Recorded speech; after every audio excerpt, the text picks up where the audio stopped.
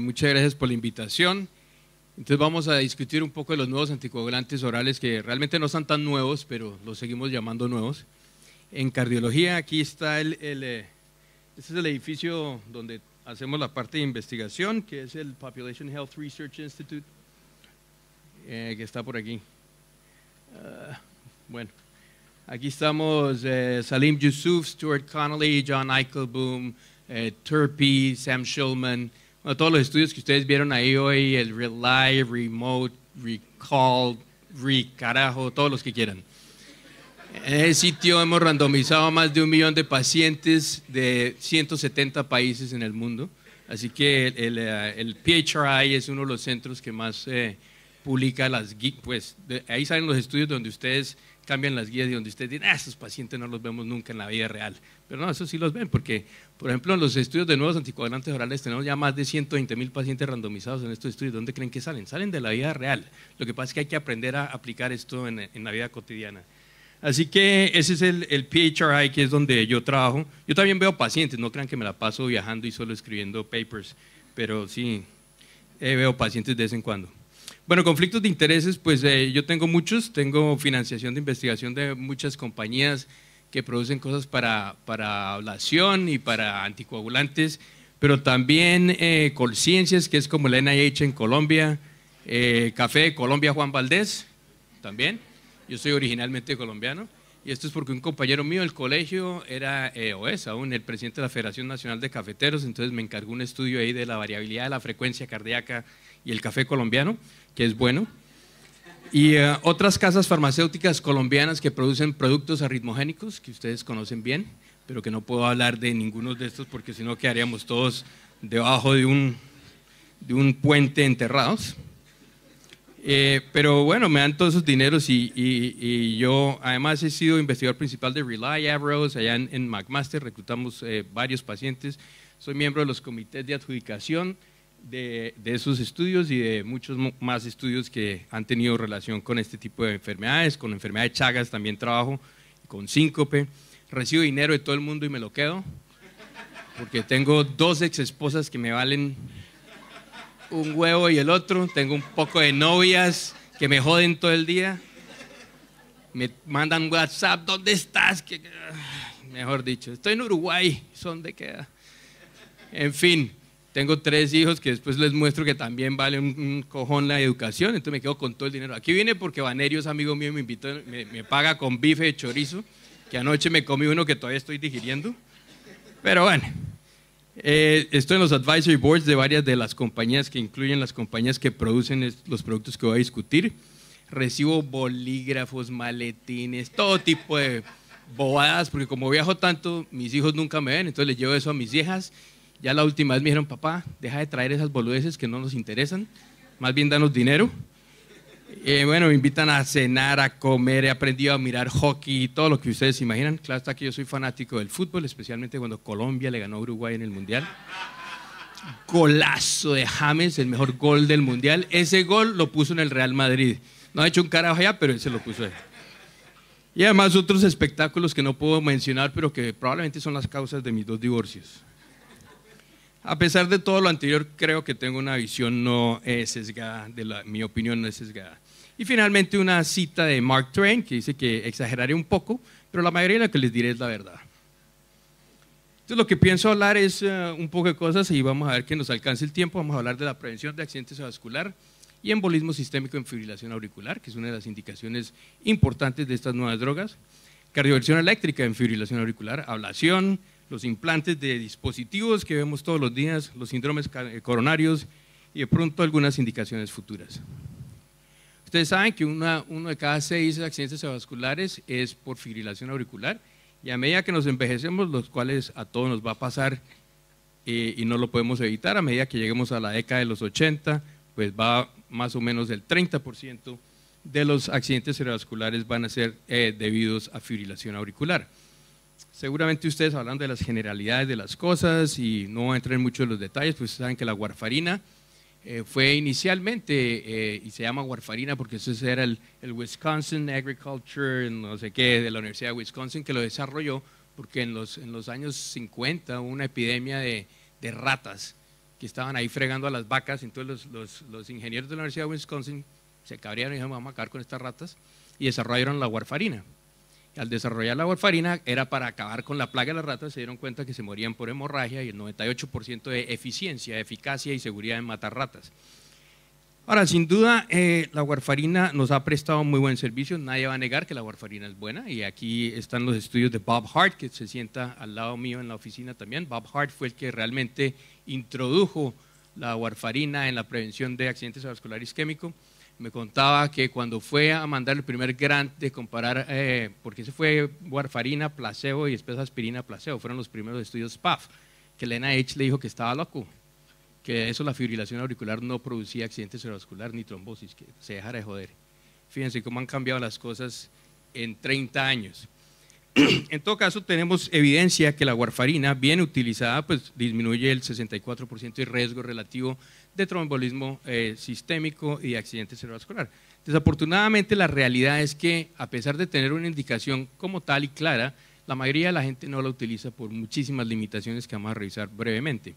Y en estos registros internacionales muestran que más o menos el 50% de la gente que tiene una indicación clase 1 definitiva de recibir warfarina no la recibe. Este es el registro más reciente, es el Orbit AF, publicado en American Heart Journal ahora en marzo de este año, donde más o menos unos 1.500 pacientes o algo por el estilo fueron seguidos durante un periodo de tiempo. Y ustedes ven que siguen siendo las mismas cuestiones las cuales nos previenen de anticoagular a estos pacientes, aún con CHADS por encima de 2, donde hoy en día es una indicación absoluta dar anticoagulación.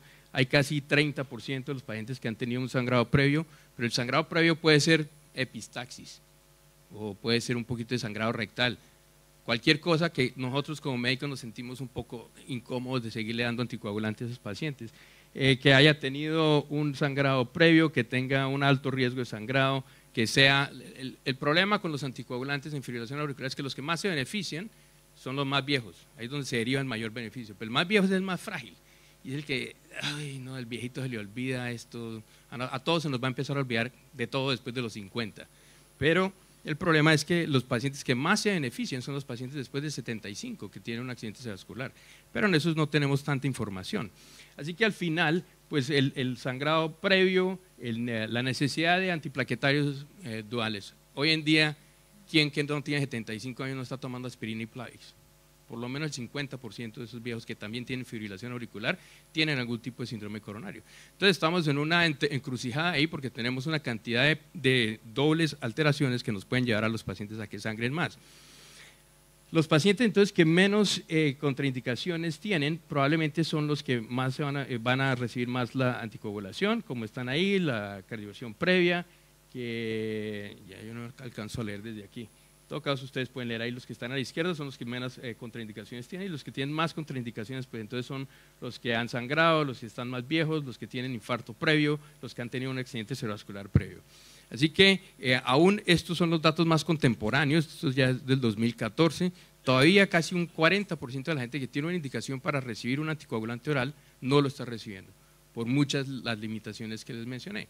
Así que la necesidad de los nuevos anticoagulantes no era únicamente porque no tenemos un anticoagulante bueno, sino porque muchas de las veces no los usamos adecuadamente, y esto es del Reino Unido, donde allá es como en Canadá, todo el mundo tiene su médico primario, y el médico primario es el que generalmente maneja estas cosas. Ustedes pueden ver que no importa el grupo etario, y de nuevo en verde, que es el de abajo, que es el grupo que supuestamente se beneficiaría más, son los que menos duran con anticoagulación, le inician la anticoagulación. Después de casi 6 años, menos del 10, entre el 10 al 15% están recibiendo anticoagulación con warfarínicos.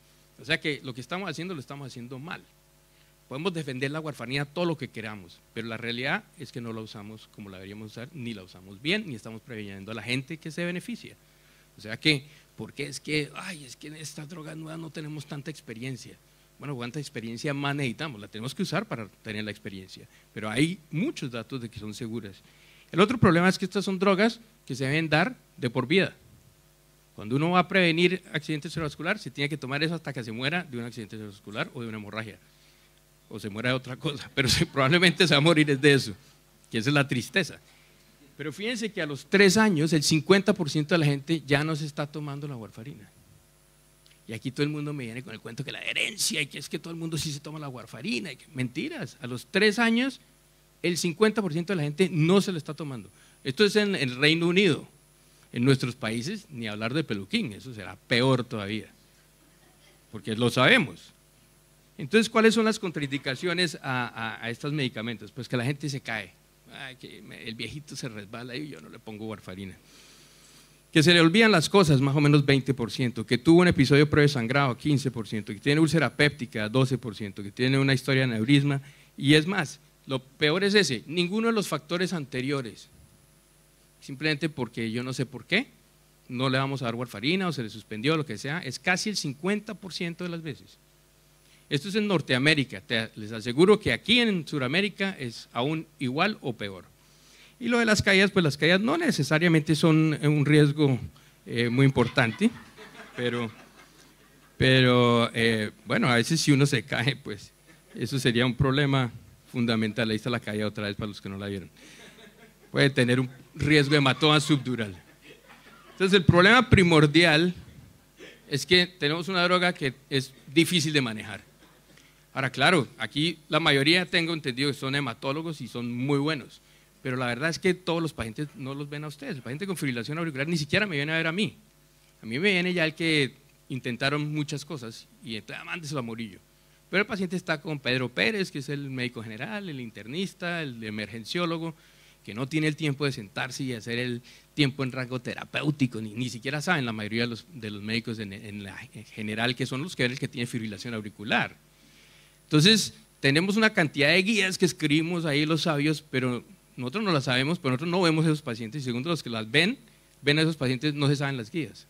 Entonces, tenemos esa dicotomía en la educación, y ustedes saben que cuando uno tiene el INR, el RIN por debajo de 2, muchos médicos, estás en 1.8,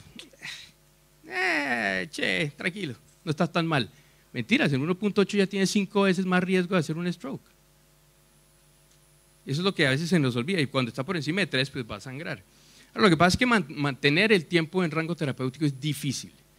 Ahora, acuérdense que en todos estos estudios clínicos se hizo el TTR, Time Therapeutic Range, pero el tiempo en rango terapéutico no fue individual del paciente.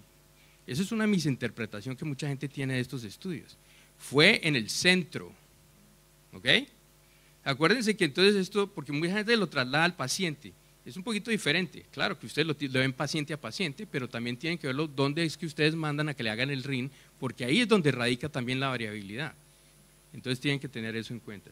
Y acuérdense que el problema es que a pesar de que uno esté bien anticoagulado, de todos modos persiste en rojo el riesgo de sangrado, aún si está por debajo del rango terapéutico. Eso es lo que a la gente a veces se le olvida. Uno con un INR de 1.8 todavía tiene riesgo de hemorragia intracerebral. Eso es lo que se nos olvida. Entonces, pues obviamente los anticoagulantes orales tienen todas las limitaciones que ya definimos y ya han hablado ayer y hoy de todas las diferentes, que no voy a entrar en los detalles porque pues ya nos volvemos aburridores, pero yo lo llamo la regla del 50%. Porque el 50% de los pacientes que idealmente deberían recibir warfarina no la reciben, 50% de los que la reciben lo descontinúan en 3 a 5 años, 50% de los que la están tomando no están en rango terapéutico más del 50% de las veces, pero siguen en riesgo de sangrar, pero no de protección. Entonces eso es otra parte que hay que tener en cuenta. Se aumenta el riesgo también de sangrado, hay una duplicación en el riesgo de sangrado intracerebral, que sí, que la prevalencia es baja, claro que sí, pero acuérdense que cuando a uno le da una hemorragia intracerebral por warfarina, tiene un 60% de mortalidad a 30 días. Entonces esas son cuestiones que hay que tener en cuenta. Y hay múltiples interacciones con drogas y con alimentos que las otras tienen muchísimas menos, claro que las tienen y hay que saberlas, pero muchísimas menos. Entonces esto fue una diapositiva que me dio Turpey, de la época en que todavía no existía el estudio RELY ni ninguna de estas moléculas estaba pensada en hacer. Entonces esta era la propaganda para la warfarina, que debe usted RELY en el Coumadin. Entonces la pregunta siempre es, bueno, ¿cómo se define a quién le damos qué? Porque ahora tenemos más opciones. Entonces aquí van dos viejitos, 80, 85 años. La viejita tiene un poquito de trastorno cognitivo, como ustedes van a ver ahí en un segundo, y de pronto es medio mala gente. Entonces no se acuerda bien de las cosas. Ambos tienen fibrilación auricular, uno paroxística, el otro crónica. Este está tomando aspirina de prevención primaria. Entonces hay que saber a cuál le darían ustedes warfarina y a cuál uno de los nuevos agentes, sabiendo las posibilidades que tiene esta señora de tener complicaciones con alguna de estas medicaciones. Así que desde luego hay que saberse la evidencia, pero hay que trasladarla al paciente. Y eso es lo que tratamos de hacer. Ustedes son hematólogos y no les voy a enseñar nada de la cascada de coagulación, porque yo me la sé en la foto, pero el resto nunca la he visto. En todo caso, ustedes saben que están los inhibidores directos del factor 10 y los indirectos. Y yo siempre digo que estos indirectos, cuando uno desarrolla una molécula que no puede pronunciar, le va mal. Y esos son el no sé qué, hidravapronar, y los indirectos, que eran subcutáneos, todos murieron ya en el desarrollo. O sea que si usted va a trabajar en desarrollo farmacológico, no se invente un nombre que no puede pronunciar. Ese es el mensaje más importante de esa diapositiva. También existe, pues obviamente, el inhibidor de la trombina que está ahí. Ya ustedes vieron que hay diferentes, entonces cada uno pone el slide que más le gusta. Ese, como yo lo escribí, entonces lo pongo yo, porque ¿qué más voy a hacer? Pero pues obviamente lo importante es que, recuerden que cuando, la mayoría de ustedes son medio jóvenes, pero yo ya estoy viejo, cuando estaba en la facultad de medicina, darle un beta bloqueador a un paciente en falla cardíaca era causal de que lo quemaran a uno vivo. Era una herejía. Hoy en día el que no le da un beta bloqueador a un paciente en falla cardíaca lo meten a la cárcel por bruto. ¿Y tenemos cuántos beta bloqueadores? 25. Inhibidores de la ECA. Mi padre, que es médico también y trabajaba, es neurofisiólogo, pero tenía hipertensión, lo único que había en esa época era el alfa-metil-dopa. Y después salió el captopril. Pero ¿cuántos inhibidores de la ECA tenemos? Y además, ¿cuántos de esos inhibidores de la ECA tienen la evidencia que tienen los anticoagulantes orales que tenemos hoy en día? Prácticamente ninguno. Entonces, ¿por qué tenemos esa dificultad en cambiar la parte de anticoagulación? ¿Por qué estamos como tan quedados a veces? Y eso no solo aquí, eso es en todas partes del mundo. Porque no ha sido marketing, ha sido, bueno, hay otras cosas, porque uno se toma un inhibidor de la ECA que le da tos y así, potencia ortostática, se cae, hace síncope, tiene que ir donde Vanerio, bueno, mejor dicho. Pero entonces lo que nos tenemos que aprender es la farmacodinamia, que es relativamente sencilla. Todos tienen más o menos la misma vida media, si digan que una es una vez al día, otra es 2 veces al día, es más o menos la misma. Ahí están las drogas que están aprobadas. El endoxaban en Canadá ya se ha dicho que no van a gastar tiempo aprobándola, porque realmente las ventajas que trae no son muy superiores a las que ya tenemos. Aquí esta diapositiva, lo único que les voy a resaltar es que a veces hay algunas pruebas hematológicas que pueden ayudar a discriminar qué está sucediendo. Por ejemplo, en el caso del dabigatran, una PTT, cuando está por encima de 2 veces el valor de superior normal, pues lo pone al paciente en riesgo de sangrado. Ahora, y ya vienen nuevos tests, nosotros tenemos el Hemoclot y el test de Carina y ese tipo de cosas los usamos diariamente. Claro, estamos en un centro donde estos se han desarrollado, no son, ustedes saben que son costosos, el Hemoclot, ¿se va a necesitar para todo el mundo? Probablemente no, pero va a haber ocasiones especiales en que se necesitan y va a estar disponible. El antídoto, todo el mundo está fregando con el antídoto. Bueno, es que nosotros llevamos, no es que esto no es nuevo, mire, el Relay se publicó en el 2009, significa que mientras reclutamos los 18,000 pacientes pasaron 3 años y medio, o sea que eso fue 2009 menos 3, 2006, estamos en el 2014. O sea que nosotros llevamos ya casi 10 años utilizando esa molécula. Entonces, ¿cuál es lo nuevo? No hemos visto que, claro que cuando va a sangrar, pues el que va a sangrar, sangra y sangra con lo que sea. Pero tampoco es que sea un problema tan grave. Entonces, pues la parte de metabolismo también es importante, porque depende de aquí algunas de las contraindicaciones y de las interacciones que hay como tal. Y pues de nuevo, esto no les voy a entrar en mucho detalle porque ya vi los slides del conferencista previo y seguramente ustedes ya ayer lo discutieron. Una sola cosa que sí quiero llamar la atención, que oí en la discusión anterior, que hay alguna preocupación si los pacientes están con antiarrítmicos, específicamente amiodarona, y si el paciente está con dabigatran. La verdad es que nosotros no hacemos ningún ajuste de dosis, porque tenemos estudios de PK en que la amiodarona y el dabigatran lo único que hace es que aumenta 1.2 veces el nivel, pero no más. Entonces, se justifica tener que estar cambiando la amiodarona. Hay mucha más interacción entre amiodarona con warfarina que amiodarona con dabigatran. Lo mismo con el verapamilo. Entonces, desde el punto de vista práctico, les puedo confesar que nosotros que ya llevamos 10 años de experiencia con esta molécula en especial, no hacemos ningún tipo de ajuste cuando tenemos pacientes con fibrilación auricular con alguna de estas medicaciones. Así que por eso es importante interpretar los mensajes primero que están en los estudios y los mensajes que a veces le dan a uno, por ejemplo aquí esta pareja que lo llaman, esta es una de las novias que me llama. Okay. When someone gets home tonight, someone should be wearing a naughty French-maid outfit. Entonces le está mandando un mensaje ahí. Pero una cosa que tienen las mujeres es que no dicen nunca las cosas claras, ¿no? Siempre le dan un mensaje ahí cifrado. Entonces este pendejo entendió mal el mensaje.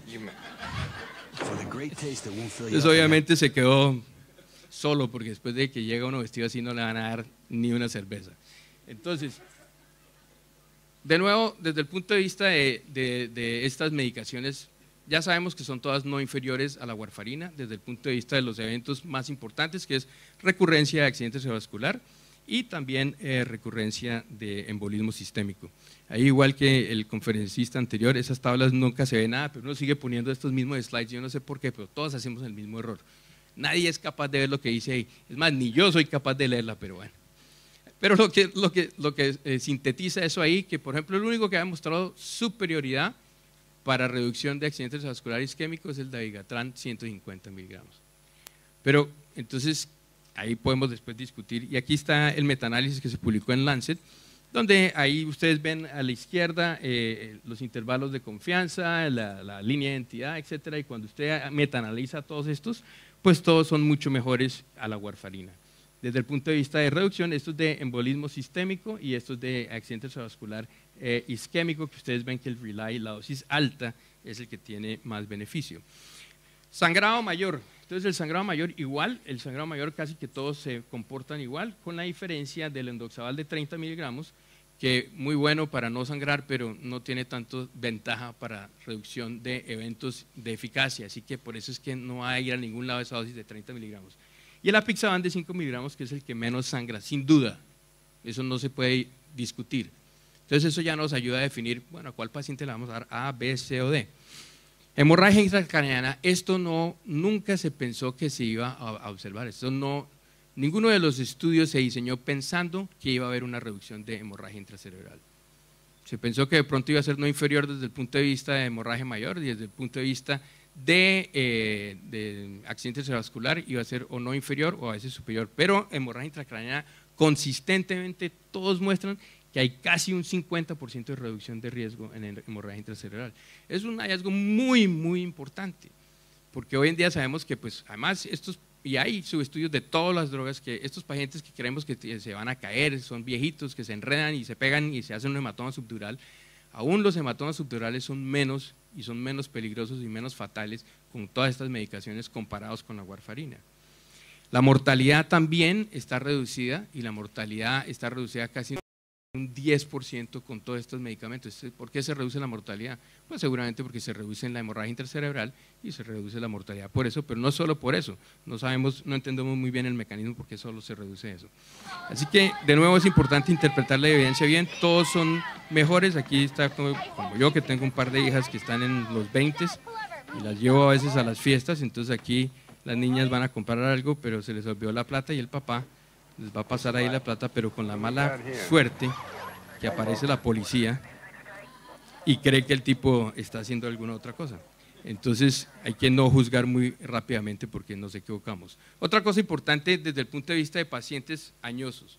Estos estudios sí incluyeron pacientes por encima de 75 años y no son poblaciones insignificantes. Fíjense que Relay, 7,000 y pico de pacientes por encima de 75, Rocket AF, 6,000, Aristóteles, 5,600. Y si miramos las interacciones por subgrupos de edad, pues los pacientes se benefician, tanto los mayores como los menores de 75, no hay ninguna diferencia y ustedes pueden ver desde el punto de vista de eficacia arriba y abajo de seguridad, no hubo diferencia sino hay interacción, así que los viejitos también se benefician de estas medicaciones. Y aquí están algunos datos de la Averroes que muestran lo mismo, que los pacientes añosos por encima de 75 también se benefician.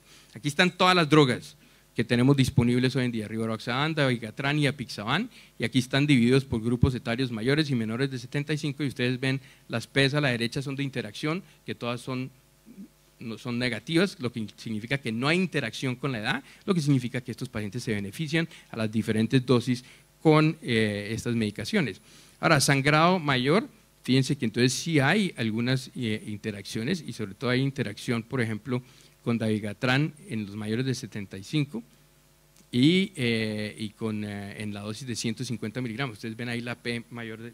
Entonces ya esto les dice, hombre, si yo tengo un paciente mayor de 75 que tiene un alto riesgo de sangrado, bueno, probablemente cuando era dabigatran el único que había, pues arriésguese, pero ya no es el único que hay. Entonces usted puede escoger las otras drogas que ustedes ven claramente que no hay interacción, y estos son metaanálisis y son análisis que se hicieron con un desenlace primario que era predeterminado, o sea que esto no es un análisis de subgrupo que después se me ocurrió que lo quería hacer. Así que esto le ayuda a uno a identificar los pacientes que se van a beneficiar. Desde el punto de vista de disfunción renal, pues ustedes ven que también hay resultados consistentes. El apixaban en el Aristóteles y el Averroes pues tienen menos sangrado cuando hay problemas de insuficiencia renal como tal. ¿Quiénes son los pacientes que se benefician? Y aquí está el CHADS, y ustedes pueden ver ahí que, por ejemplo, falla cardíaca congestiva, el Rocket AF fue el que tuvo más pacientes, casi 60 y tanto % de pacientes, así que los del Rocket AF sí, sin duda eran los que estaban en más riesgo, tenían una CHADS promedio de 3.2 comparado a 2.1 que tenían el Engage, el Aristóteles y el Rely. Entonces, un poquito diferente la población, pero en el Rely y en el Aristóteles también hubo poblaciones que tenían un CHADS por encima de 3, casi 3 y 5.000 pacientes respectivamente en esos estudios. Hipertensión, edad por encima de 75, fíjense, casi 40% de los pacientes, diabetes, así que, y con stroke previo o accidente vascular previo, pues el Rocket AF fue el que más pacientes introdujo. Entonces, ¿cómo hemos evolucionado en el tiempo desde que Bob Hart hizo los primeros estudios? Hoy en día no se nos ocurriría que íbamos a hacer un estudio de un anticoagulante contra placebo. Eso sería completamente inético. Por eso es que todos estos estudios son de no inferioridad, porque además no pensamos que vamos a demostrar superioridad. Y ustedes ven que aquí el beneficio en la reducción absoluta de riesgo es casi la misma, con la excepción de 150 miligramos 2 veces al día para reducción de accidente cerebrovascular isquémico de dabigatran, pero el resto son todos muy comparables. Entonces, decir uno que además nunca vamos a tener ningún estudio que compara estos cabeza a cabeza, porque esto no lo paga ni Mandrake, porque yo les puedo decir que el Rely fue un estudio que el presupuesto fue cercano a los 450 millones de dólares. O sea que si yo quisiera hacer un estudio donde comparo cabeza a cabeza una de estas dos drogas, ya nuestro conferencista previo nos dijo que necesitamos por lo menos 20, y son más, son como 30.000 pacientes que se necesitan. Ese estudio vale más que mis 2 exesposas juntas. Así que, ¿cuáles son las diferencias y cuáles son los números necesarios a tratar? Que ese es un número que la gente se acuerda con frecuencia. Entonces ustedes ven que el dabigatran de 110, por ejemplo, son 192 pacientes para prevenir un stroke hemorrágico. Para prevenir un stroke isquémico, pues el que tiene superioridad es el dabigatran, entonces son 132 pacientes, así que al final ustedes ven ahí que no son muchos los pacientes que hay que tratar para prevenir uno de estos eventos. Entonces eso con respecto a fibrilación auricular y prevención de stroke, que sin duda eso nos ha cambiado la forma de práctica. No sé aquí cómo sea la conducta, pero les puedo decir que en Canadá casi que el 50-60% de las prescripciones nuevas de pacientes con fibrilación auricular son con uno de estos nuevos agentes. Claro, nosotros tenemos un sistema de salud un poco diferente que puede cubrir algunas de estas drogas, y obviamente el costo es una cuestión que hay que tener en cuenta. En Canadá, cualquiera de estas drogas durante un mes el tratamiento son $90 canadienses, que vendrían siendo como 80 americanos. O sea que tampoco es tan costoso, pero obviamente en nuestras poblaciones eso puede ser un poco más costoso de lo que uno se imaginaría. Otro grupo en el cual entonces hay alguna evidencia, y es los pacientes que tienen fibrilación auricular, que estuvieron en estos estudios que ya les mencioné, que fueron llevados a cardioversión eléctrica. El primer estudio que les voy a mencionar es el Rocket AF. Recuerden que en el Rocket AF una de las contraindicaciones y los criterios de exclusión era que el paciente tuviera una cardioversión programada. Pero como en todos los estudios, de vez en cuando los pacientes necesitan una cardioversión, y ahí tuvieron como 250, no tuvieron muchos en ese estudio, y ustedes ven que pues realmente no hubo ninguna diferencia entre los desenlaces. Aquí hay un pointer por ahí porque este cosito aquí no me está funcionando. En todo caso, Los desenlaces pues no son muchos, y ustedes ven de nuevo que en el contexto del Rocket AF, que eran pacientes que tenían un CHADS por encima de 3, la gran mayoría, no hay una cantidad de eventos, la tasa de eventos es muy baja. Entonces, pues obviamente, en estos estudios, pues, que es un subestudio, pues muestra que realmente no hubo ninguna diferencia entre usar rivaroxaban o warfarina, es igual de seguro como tal. El RELY tuvo también un subestudio, donde ya un poco más de pacientes, 600 y tantos en cada brazo, o sea que esto da casi 3.000 pacientes que fueron llevados a cardioversión con ambas dosis, y ustedes ven que el análisis retrospectivo de tasa de eventos a 30 días pues es muy bajo. Miren, la tasa de eventos ya sea de sangrado mayor y de eventos isquémicos también fueron por debajo de, miren, 0.002, muy baja la tasa de estos eventos. Y no todos estos pacientes fueron llevados a cardioversión guiada por eco transesofágico. Entonces, pues, ustedes ven que estos pacientes también se benefician con esto. Y en el Aristóteles, pues lo mismo, una tasa de eventos muy baja, más o menos unos 700 pacientes o más, que muestra más o menos la misma tendencia. De nuevo, miren, los eventos de accidente cerebrovascular o embolismo sistémico, ninguno, infarto del miocardio también muy bajo, sangrado mayor o muerte muy bajo. Así que estos pacientes, por lo menos cuando esto no está en ninguna de las guías, eso ya lo estamos haciendo, ya estamos empezando a utilizar estas drogas para cardiovertir a los pacientes, y ahora les voy a mostrar por qué. Y el estudio que directamente se diseñó para, como un desenlace primario para ver cardioversión en pacientes con uno de estos nuevos agentes, como el rivaroxaban, ese es el EXVERT, que fue presentado ahora el 1 o 2 de septiembre en Barcelona en el europeo y publicado en el European Heart Journal ahí. Y aquí simplemente les muestro la diapositiva que es más importante, que es el tiempo mediano a la cardioversión, y ustedes ven que porque hubo pacientes que fueron llevados a cardioversión temprana, que esto fue entre 1 y 5 días, y otros a cardioversión tardía. Y ustedes ven que pues, los pacientes con anticumarínicos pues, se demoran más para poder ser anticoagulados y también para ser cardiovertidos.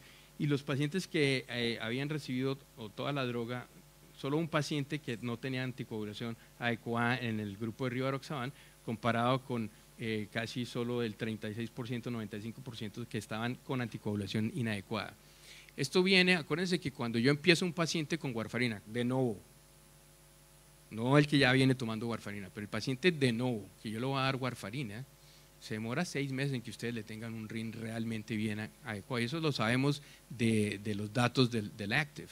Podemos decir lo que queramos, pero son entre 3 a 6 meses. Así que ustedes realmente, si quieren cardiovertir al paciente a las 4 semanas, el 70% de las veces no lo van a lograr porque no va a estar en el rango terapéutico. Entonces el paciente se dilata la cardioversión y ya sabemos que la fibrilación auricular promueve más fibrilación auricular, después la cardioversión probablemente no va a ser tan exitosa, después hay que meterle amiodarona, le pone amiodarona al que está con warfarina y se le va para el carajo otra vez el RIN, entonces se demora otras 4 semanas para eso. Entonces, no todo es perfecto, pero estas drogas en ese contexto son una ayuda adicional muy importante. Yo les puedo mostrar, esta es nuestra experiencia en el año 2013, 150 cardioversiones, únicamente el 26% con warfarina y el 74% con los nuevos agentes anticoagulantes. Claro, nosotros somos de los centros que hemos desarrollado estas moléculas y la gente puede pagar estas moléculas o tiene el seguro que se las cubre.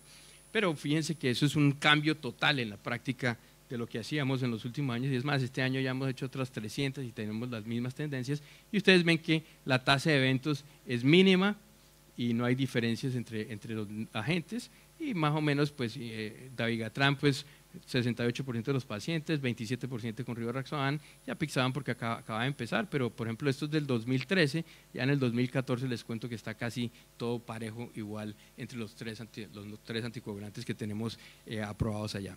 Así que desde el punto de vista de cardioversión eléctrica también eso va a ser importante.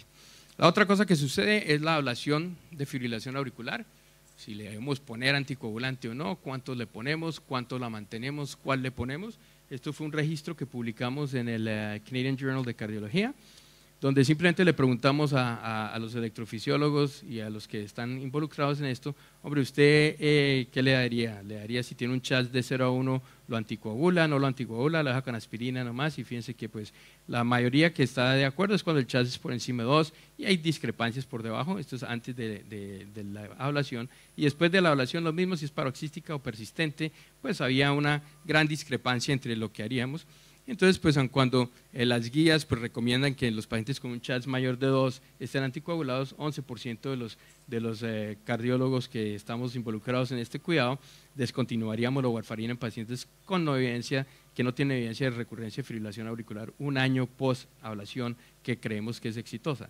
Así que como hay tanta heterogeneidad, pues entonces vale la pena hacer un estudio. ¿Y cómo van los otros estudios con las otras moléculas? Hay varios estudios con dabigatran, algunos con rivaroxaban y empezando algunos con apixaban. Este es un metaanálisis que nosotros hicimos y publicamos también recientemente con dabigatran, donde no encontramos ninguna evidencia de que hubiera más eventos tromboembólicos ni mayor sangrado, o sea, no inferioridad en esos metaanálisis que son de estudios observacionales, no son de estudios randomizados. Y nuestra experiencia del año pasado, más o menos 300 pacientes en que les daban warfarina o dabigatran, pero interrumpida, porque nosotros sí la interrumpimos antes de la ablación, aun cuando ya este año estamos haciendo la ablación y los transeptales con INRs de entre 2 y 3, porque hacemos las funciones transeptales con eco transesofágico, vemos que esto ha disminuido. Lo mismo se puede decir del rivaroxaban, que hay algunos datos, y este estudio que fue publicado la semana pasada en Europace, donde pacientes con aspirina o nada, warfarina, dabigatran, rivaroxaban, 2.700 ablaciones de un grupo allá en California. Y aquí tienen un algoritmo que pues, puede ser interesante, si tiene una depuración de creatinina por encima de 60, descontinúan la droga 36 horas antes de la ablación, etcétera, pero también usan enoxaparina mucho en estos pacientes y después durante el transoperatorio, o sea, durante la ablación, esa formulación que tienen ahí. Y post procedimiento, pues también la primera dosis después de dar enoxaparina, y esto creo que es a las 24 horas, no alcanzo a ver ahí, y dependiendo hasta que alcancen el RIN, el dabigatran también dependiendo de la función renal y el rivaroxaban, y ahora pues hay algunos centros que también estamos utilizando el apixaban. Y ustedes ven que la tasa de eventos muy baja, y es una tasa de eventos baja porque pues la mayoría de los pacientes que van a ablación generalmente son pacientes con un CHADS de 2 o menos, que ya por inherencia tienen un riesgo bastante bajo, y ahí están las tasas de eventos que son muy bajas. Y hay algunos estudios clínicos que ya están comparando warfarina contra rivaroxaban no interrumpida, o sea que estos pacientes siguen tomando su medicamento hasta el día de la ablación y continúan al día siguiente. Y este es el estudio OCEAN que estamos haciendo nosotros con apixaban, donde vamos a randomizar más o menos 4.000 pacientes en diferentes centros alrededor del mundo. ¿Qué hacemos nosotros allá en McMaster? Para rivaroxaban y apixaban, damos la última dosis en la mañana, 24 horas antes del procedimiento, pero si tiene una depuración de creatinina calculada en menos de 50, se la damos 48 horas antes. Y se la reiniciamos en la mañana siguiente del procedimiento, usualmente a la dosis usual, pero también estamos haciendo un protocolo en que damos 75 miligramos en la tarde del procedimiento y al día siguiente la dosis normal. Y esto con el doctor Schulman, que es el que nos maneja la clínica de anticoagulación. Otra cosa que también ha cambiado mucho desde en los últimos 3 años, por otro estudio que hicimos nosotros que se llama el Bruise Control, que eran los pacientes que tienen un marcapaso que están con warfarina. Y que siempre era la duda, bueno, ¿qué? Le hago, lo puenteo con enoxaparina, le paro la warfarina, lo continúo con warfarina. Cuando lo puentábamos con enoxaparina, eso era una tragedia, venían con unos hematomas del carajo y eso era un problemón. Recuérdese que cuando usted viene con un marcapaso y lo tiene que volver a abrir, se le triplica el riesgo de infección y eso es una pesadilla. Entonces, en el Bruise Control, que no se los estoy mostrando ahí, los pacientes los aleatorizamos a hacer el marcapaso con el RIN entre 2.5 y 3 o hacerle el puente. Y lo que mostramos fue que cuando se suspendía antes y se puenteaba, los pacientes tenían más complicaciones que si se hacía continuo. Para los que ponemos marcapasos y un cirujano, eso fue difícil cambiar la actitud de que usted tiene que operar a alguien, así sea de un marcapaso, con un anticoagulado, con un RIN de 3. Mucha gente todavía no ha hecho ese cambio, pero nosotros ya hicimos ese cambio y por ejemplo ya hoy en día no suspendemos la warfarina y hacemos los procedimientos en warfarina. Pero ¿qué pasa con los nuevos anticoagulantes? Porque ya el problema con estas drogas es que muchos de los estudios nunca incluyeron a estos pacientes, pero ya nos hemos adaptado muy rápidamente a utilizar estas medicaciones dentro de la práctica clínica. Algunas de esas cosas son buenas, otras no tan buenas, porque no tenemos la información real de cómo debemos manejar a estos pacientes. Este es un estudio relativamente pequeño con, no sé, por ahí 200 pacientes en total o menos, 92 en dabigatran y aquí no alcanzo a ver lo que dice ahí en rivaroxaban. Pero en todo caso, esto no es aleatorizado y lo que miraron fue que pues, tenían también una tasa muy baja de complicaciones. Nosotros estamos haciendo el Bruise Control 2, que es con dabigatran y rivaroxaban, donde estamos comparando contra warfarina continuada, sin descontinuar, también lo mismo con rivaroxaban y dabigatran, van a ser unos 7,000 pacientes donde estamos en ese proceso ahora. Y ya casi para terminar, entonces los síndromes coronarios agudos. Los síndromes coronarios agudos, el primer estudio que miró esto fue el STEAM, que fue utilizando el cimelagratran. Cuando no se puede pronunciar les va mal. Entonces el cimelagratran salió también del mercado porque tenía problemas hepáticos. Fíjense que mi predicción de que si yo no lo puedo pronunciar, en todo caso, desde el punto de vista de desenlaces primarios en síndrome coronario agudo, pues mostró que era beneficioso, pero la molécula no siguió adelante.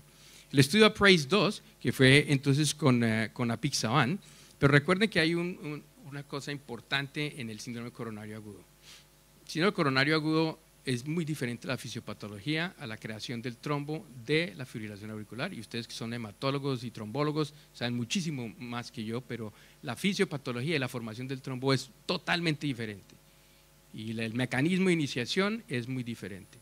Pero a pesar de eso, estos estudios los diseñaron con las mismas dosis que hemos utilizado para fibrilación auricular. Y, por ejemplo, en el APPRAISE, que con 5 miligramos y contra placebo, el estudio, el desenlace primario no mostró absolutamente nada y el desenlace primario era muerte cardiovascular, infarto o stroke isquémico. Ninguna diferencia en absoluto en pacientes que se presentaban con síndrome coronario agudo. Pero con lo peor es que sangraban un jurgo. Esta gente sangró, acuérdense que la apixaban es el que sangra menos de todos en fibrilación auricular, pero en síndrome coronario agudo, esto es otro cuento. Ese es otro animal completamente diferente. Más que en los pacientes con síndrome coronario agudo, el 90% van a estar con aspirina o van a tener que estar usando terapia antiplaquetaria dual, que ya sabemos que eso es una pesadilla cuando les adicionamos alguna de estos medicamentos. Así que apixaban, mortus esquian no resoya, muerto para la indicación de síndrome coronario agudo. Lo cual es bueno porque tampoco podemos creer que estas drogas van a servir para todo, porque eso sería, cuando una droga sirve para todo, o los que hicimos los estudios somos unos mentirosos o no sabemos la fisiopatología. Entonces aquí esto nos demuestra que esto no sirve para todo. Y el estudio APPRAISE pues, se detuvo prematuramente porque pues, hubo muchísimo más sangrado y fue necesario terminarlo tempranamente. El REDEEM, que fue con dabigatran, entonces ahí sí trataron de usar otras dosis, unas dosis más bajas.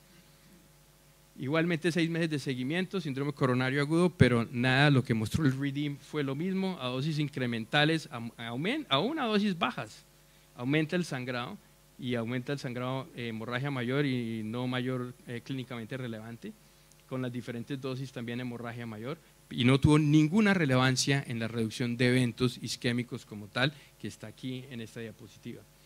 Así que dabigatran tampoco. Acuérdense que siempre ha habido esa señal del dabigatran con infarto y después si quieren en el panel podemos discutir eso un poco más. Pero el dabigatran añadido a la terapia antiplaquetaria estándar aumenta en dosis dependiente del sangrado y sangrado mayor y no tuvo realmente muchas reducciones en los desenlaces primarios. Así que a estas drogas, con la excepción de rivaroxaban, que ahora les voy a mostrar, le pasa lo que me sucede a mí muchas veces, que yo siempre estoy metido en el computador haciendo diapositivas y entonces la de turno, ay, pues te vas otra vez, ay, nunca estás pendiente de mí, que no sé qué se sabe en el dabigatran, a quién le importa, pero cuando me llevas a uno de esos paseos, Thank you very much. Entonces, pues, en fin, entonces el estudio Atlas, que es el que es con rivaroxaban, este estudio, ellos primero hicieron un estudio de búsqueda de dosis. Recuerden que la dosis de rivaroxaban para fibrilación auricular es 20 miligramos o 15, dependiendo de la depuración de creatinina. Acá utilizaron 2.5 y 5 miligramos. combinado cuando tenía aspirina nomás o aspirina más una tiopirimidina, que es lo que sucede clínicamente. O sea, sobre todo aquí se deben todavía usar Plaque, no creo que estén utilizando tanto prasugrel y ticagrelor, pero pues algunas veces también se presentan esas ocasiones. Y lo importante de este estudio es que el desenlace primario, una reducción de riesgo casi del 20%, reducción de muerte cardiovascular muy significativa y reducción de mortalidad global también muy significativa. Así que la única droga que muestra algún futuro en pacientes con síndrome coronario agudo es el rivaroxaban, pero ojo, dosis de 2.5 y 5 miligramos. Entonces la pregunta es, bueno, ¿y si sale el síndrome coronario agudo y a los 6 meses tiene FA, qué? ¿Le podemos subir la dosis a 20 miligramos si tenemos los mismos efectos? No tengo ni idea, todavía no sabemos. Probablemente si usted le sube la dosis a 20 miligramos le tiene que cambiar la terapia oral antiplaquetaria, o si no va a tener otra catástrofe que va a ser el sangrado. Y ya sabemos que en síndrome coronario agudo el sangrado es casi que peor que la enfermedad de base. El sangrado aumenta la mortalidad en los pacientes con síndrome coronario agudo casi 3 veces. Y lo mismo con diopirimidinas. Y pues básicamente entonces los síndromes coronarios agudos, el rivaroxaban es el único que está aprobado, no sé si aquí está aprobado, pero en Europa y en algunos países en Latinoamérica ya está aprobado, apixaban y dabigatran fuera del mercado para esa indicación. Y otro ejemplo de que esto no sirve para todo fue el Realign, que también hicimos allá en nuestro centro, que fue el estudio en los pacientes con válvulas prostéticas, que se les dio dabigatran a diferentes dosis comparado con warfarina, y ustedes ven que los pacientes tuvieron más eventos tromboembólicos con dabigatran y además sangraron más con dabigatran. Así que estas drogas no sirven para todos estos tipos de problemas. ¿Por qué? Seguramente cuando la cascada de coagulación se activa toda, cuando pasa por una válvula mecánica y ya un inhibidor blanco específico probablemente no va a funcionar. No sabremos nada de rivaroxaban y apixaban porque después de este estudio ninguna de las otras compañías está interesada en llevar a cabo este estudio. Pero ojo, ¿qué es enfermedad valvular? Porque muchas veces a mí me preguntan, bueno, pero si yo tengo un paciente con insuficiencia mitral o estenosis aórtica y fibrilación auricular, ¿le puedo dar dabigatran o alguno de estos? Este es un metaanálisis que va a ser publicado próximamente, donde miran los pacientes que tenían enfermedad valvular y enfermedad no valvular, y enfermedad valvular es todo lo que quiera menos estenosis mitral, entre moderada y leve, que estuvieron en todos los estudios que ya conocen, Rely, Aristóteles, Averroes, etc. Y ustedes ven que no hay ninguna diferencia ni hay interacción entre las diferentes drogas para desenlaces primarios como stroke o embolismo sistémico, lo cual significa que eso está muy bien, o tampoco también para sangrado, lo cual también está bastante bien. Así que indicaciones futuras, pues bueno, y hay un caso clínico que se va a discutir, que pacientes que tienen marcapaso y ustedes le encuentran fibrilación auricular. Entonces, ¿qué le vamos a hacer? Pues ahí están los estudios. Nosotros hicimos el ASSERT, que publicamos en New England Journal, otros estudios como el de CERN, que también publicamos, y en stroke criptogénico publicamos recientemente el Crystal AF, y ya estamos haciendo estudios para ver si hay que anticoagular a estos pacientes. De la artesia ya incluimos el primer paciente la semana pasada. Ya ustedes saben de esto más que yo porque son hematólogos, pero hay algunas de las drogas que podemos medir los niveles y son más específicos, y cada vez pues va a haber más disponibilidad de estos y las dosis de acuerdo a las guías como tal. Así que, ¿a quién le voy a dar qué? Y esto es en fibrilación auricular, o si tiene un stroke isquémico o una recurrencia de stroke, sabemos que el dabigatran 150 es el que es superior, y entonces pues esa es la razón para darlo. Pacientes que tienen compromiso renal moderado, el apixaban o el rivaroxaban probablemente son mejores que el dabigatran, y todos estos son superiores a la warfarina. Nosotros seguimos diciendo que la warfarina la usamos por excelencia en los que tienen insuficiencia renal crónica, aún por debajo de 30 de depuración de creatinina, pero no hay ningún estudio que jamás haya demostrado que eso es seguro, ni que además reduce los desenlaces. Ningún estudio ha hecho eso, eso lo hacemos como de facto, pero no hay ningún estudio que nos muestre que estas drogas realmente son seguras en ese grupo de pacientes. Los que han tenido sangrado gastrointestinal, pues apixaban es el mejor. La otra cosa es que nosotros hemos reducido mucho lo de la dispepsia, porque nosotros sí usamos los inhibidores de la bomba de protones para reducir esos síntomas. Y si tiene un síndrome coronario agudo, el rivaroxaban probablemente es el único, apixaban ya eso hay que borrarlo de ahí. Entonces, bueno, para terminar, lo que pasa es que no todos los pacientes pues caen dentro de un estudio clínico. Cuando yo vengo de la meca de la medicina basada en evidencia, es donde estoy yo, allá Dave Sackett, Brian Haynes, Gordon Goyat, todos esos tipos que todavía están vivos y ahí siguen trabajando en la universidad, fueron los que se inventaron la medicina basada en evidencia. Así que la realidad es que la evidencia pues, es el estudio aleatorizado, lo mejor es que haga uno un metaanálisis y uno mide la razón relativa y dice, sí, vale la pena usar eso. Pero muchas veces el paciente no cae dentro de ningún estudio. Entonces, ¿usted qué le dice? No, pues espérese 5 años a que salga el estudio, no sé qué, que Morillo nos dijo que ya casi está listo. No, usted tiene que tomar una decisión ahí inmediata. Entonces hay una cosa que se llama la medicina basada en eminencia, que eso depende de la cantidad de canas que tenga uno, y eso se mide con un luminómetro, y a mayor densidad óptica el profesor sabe más. Entonces, pues decide así. Los latinoamericanos y los colombianos somos muy vehementes, entonces la medicina basada en vehemencia. El profesor que está allá en la guardia y el que grita más duro es el que tiene la razón. Y eso pues se mide con un audiómetro y mayor decibeles, más evidencia. Yo soy un adepto a la medicina basada en elocuencia y el score de elegancia. Aquí estoy yo, esto es Dior, no, estoy bien. Zapato Salvatore Ferragamo. Entonces esto es la labia, o sea, cuando yo paso revista, si ustedes me ven a mí, hay como 20 estudiantes ahí detrás de mí. Yusuf, que es un tipo inteligentísimo, pero es más aburrido, 2 estudiantes. Entonces, el score, eso se mide con un teflómetro y el score de adesina. O sea, ¿cuántos estudiantes van siguiendo al profesor? Ese es el que tiene la razón. Todos somos de países muy religiosos. Colombia es el país del Sagrado Corazón de Jesús, ese es nuestro patrón. Entonces, la medicina basada en providencia, el fervor religioso. Entonces, por ejemplo, algunos de los pacientes que nos van a presentar que son complicados, entonces uno mide la forma de medición, es con un sextante que mide el ángulo de genuflexión, en otras palabras, qué tan arrodillado está uno pidiéndole al Señor a ver qué va a hacer con esta viejita.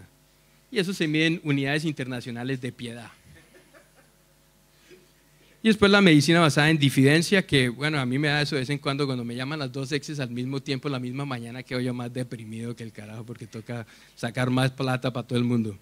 Entonces se mide con el nivel de depresión. Entonces yo siempre le digo a los pacientes, usted tiene que fijarse en su médico cuando le va a decir qué es lo que va a hacer, porque si su médico no suena muy seguro, usted no tiene por qué hacer lo que su médico le dijo. Pero usted entonces lo mira y si el hombre está muy suspirando y si suspira más de 3 veces durante la consulta, no haga un carajo lo que le ese tipo le dijo, porque el tipo está pensando en la novia, en la ex, alguna vaina que no funciona. Y la medida basada en paranoia, que aquí no pasa tanto, pero en Norteamérica un poco más, que lo van a demandar a uno por las decisiones que toma, entonces a uno le pide todos los exámenes posibles a los pacientes, entonces a todos les hace screening para cáncer si tienen, bueno, y eso se mide por la cuenta de banco y eso uno mira ahí la ventana y ve si el profesor anda en Renault o anda en BMW. Y la autoconfianza, que esto es solo para cirujanos cardiovasculares, y en Colombia tenemos una palabra que se llama la berraquera, esos son los tipos que se le meten a todo. Entonces es la viejita de 94 años que viene con síndrome coronario agudo, tiene fibrilación auricular, está con terapia dual y con rivaroxaban. Y el cirujano dice, pásala, yo la opero. Estás loco, que tú no lo vas a cuidar después en cuidado intensivo, yo soy el que me tengo que aguantar las complicaciones. Entonces uno le hace el test de sudoración. Y si el cirujano tiene una mancha de sudor más de 1 centímetro cuadrado, no mande a esa paciente ni por el carajo a cirugía. En todo caso, la realidad es que pues, a veces nos toca utilizar la que llamo yo la medicina basada tipo SC, que es el sentido común, que nosotros tenemos toda esta información que yo les di, la tenemos que metabolizar y la tenemos que aplicar en nuestro medio, porque una cosa es Canadá y otra cosa es lo que tenemos aquí. Pero la responsabilidad que tenemos como médicos es conocer la evidencia y transmitirla y tratar de reforzar esa evidencia y utilizarla de una manera adecuada. Y por eso aquí estos muchachos que son los que me dan el sentido común a mí. Aquí está mi hija Gabriela, que estudia genética, mi hija Cristina, que estudia psicología, y mi hijo Sebastián, son los que me dan a mí el sentido común. Así que al final de cuentas, pues los nuevos anticoagulantes orales definitivamente tienen mayor eficacia y seguridad comparados con los anticumarínicos, sobre todo en prevención de accidentes cerebrovasculares. Tienen una aplicación clínica muy amplia que no estaba incluida entre los estudios clínicos que les he hablado, pero que ya la hemos introducido, así que tenemos que tener cuidado con esas nuevas aplicaciones, ver la evidencia que hay y tratar de aplicarla de una manera importante porque no hay comparaciones directas. Así que, de nuevo, hay que mirar las cosas bien porque a veces uno no interpreta la evidencia bien. Aquí va y le pregunta la hora y hace una maniobra ahí curiosa y dice son las 5:35. Tipo se queda, joder, ¿seguro? Y hace la misma maniobra, 5:36. tipo no queda más que creerle. Gracias. Y se va. Vaya, hace su diligencia. Y ahora regresa, va a hacer un estudio controlado. Esto es la base del estudio controlado. El tipo ya sabe qué hora es. Y ahora viene y vuelve y le pregunta, "Ay, el burro comió y tal". No. Y dice, no, como un cara. ¿Me puede decir qué hora es? ¿Otra vez? Le dice, misma maniobra, 7:15. Me lo dice, pero oiga, ¿usted cómo hace para decirme la hora cogiéndole la cosa ahí al burro? Yo no puedo entender esa maniobra. Dice, mira, es muy fácil. La evidencia está ahí. Muchas gracias.